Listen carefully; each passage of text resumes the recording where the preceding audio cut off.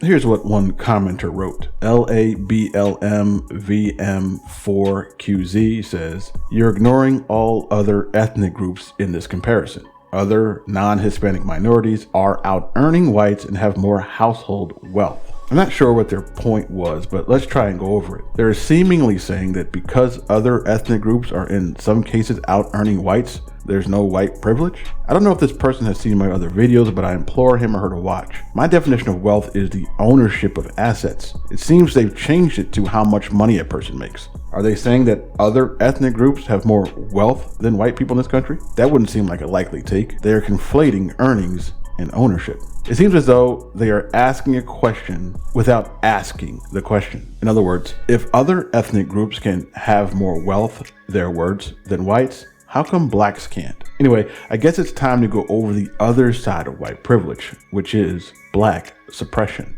To be clear, you can't have privilege or supremacy over anything unless there is something that it is supreme over. Does that make sense?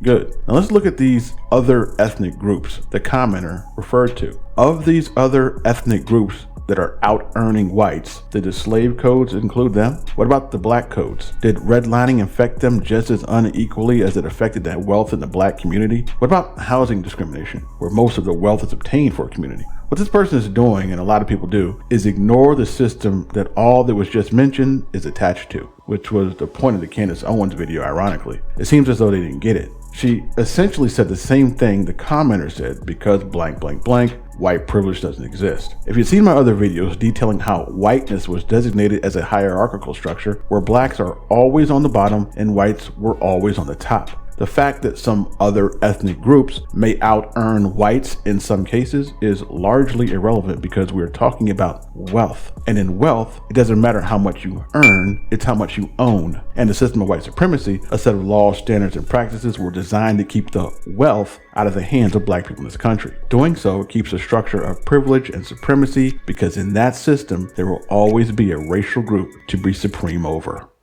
We thank you for your comment.